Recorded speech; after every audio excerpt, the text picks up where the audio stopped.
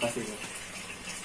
Ya, pada dasarnya setiap perilaku manusia itu tentu saja terbentuk sejak dini yang dipersiapkan dari rumah, kemudian juga ada bagian dari peran sekolah dan juga masyarakat.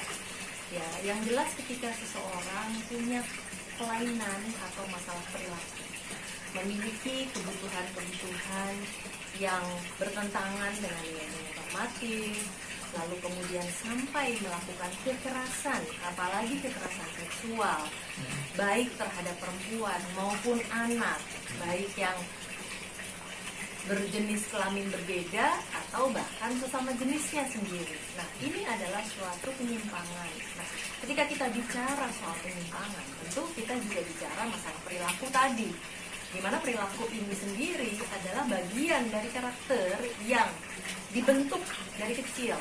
Jadi kalau kita bicara tentang pelaku kekerasan seksual, itu kita bicara tentang profil pelaku yang memang memiliki karakteristik khusus, terutama di dalamnya adalah masalah kemampuan untuk mencerna, memahami, pengetahuan tentang hukum, ketidakmampuannya mengendalikan emosi, ketidakmampuannya mengendalikan dorongan-dorongan dari dalam diri, ketidakmampuan untuk menahan diri, mengambil keputusan-keputusan yang didasarkan kepada cara berpikir yang panjang, bukan karena pendek begitu saja. Nah, persoalannya juga ada pemahaman terhadap rasa kemanusiaan.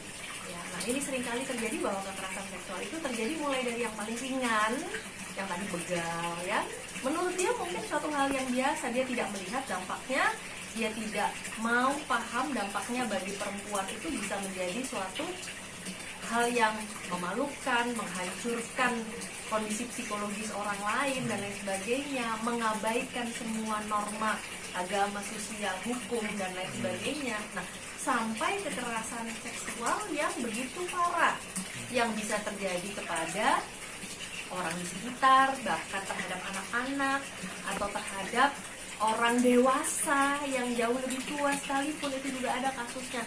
Atau terjadi incest di dalam keluarga yang seharusnya pelaku adalah orang-orang yang seharusnya melindungi mereka, lalu ternyata tidak melindungi. Nah, ini alasannya mengapa sebenarnya undang-undang untuk menghapuskan kekerasan seksual sudah menjadi sangat penting sekali. Saya berharap bahwa tahun 2021 ini bisa segera diselesaikan dan dituntaskan dan disahkan undang-undang penghapusan kekerasan seksual, mulai dari yang paling ringan, baik itu merupakan pelecehan atau mungkin kejadian perilaku yang tidak menyenangkan dan segala hal yang bisa sangat merugikan, bahkan sampai yang incest ataupun sampai yang berakibat pada kematian.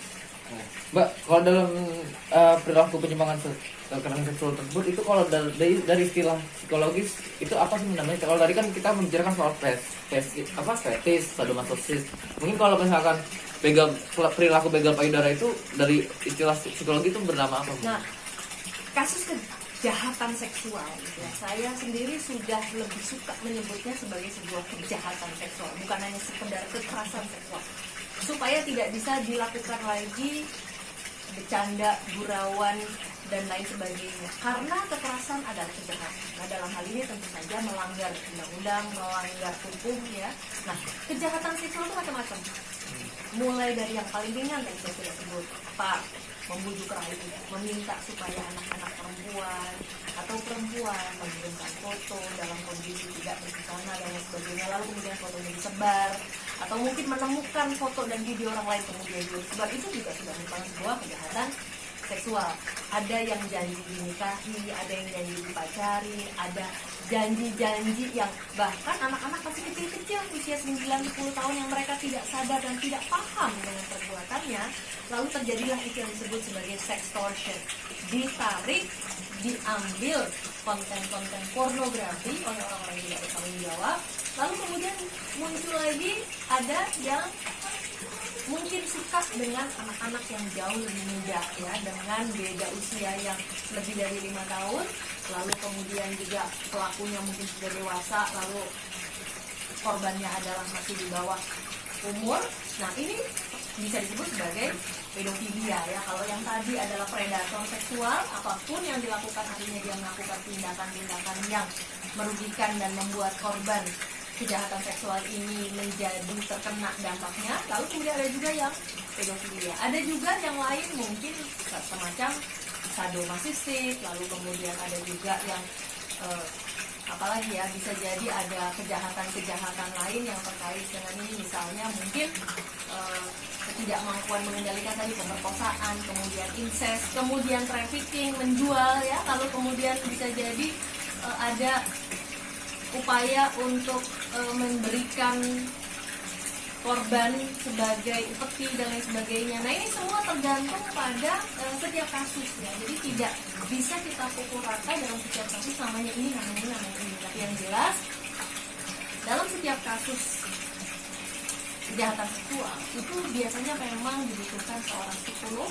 ya, terutama psikolog forensik untuk bisa memberikan gambaran tentang profil psikologis korban dan psikodinamika kasusnya agar bisa diketahui tidak hanya kemungkinan dari kelainan pelaku, tetapi juga diketahui motifnya, diketahui alasan-alasan bagaimana risiko keberbahayaannya, bagaimana yang bersangkutan itu bisa memilih korbannya, dan bagaimana juga korban ini menjadi terbuai, terjebak, dan sehingga akhirnya terjadilah kejahatan yang sebagian besar tidak hanya berupa sebuah kejahatan seksual yang berlangsung berkali-kali dan untuk kurun waktu yang lama, sebagian besar ternyata juga berakibat kepada kematian.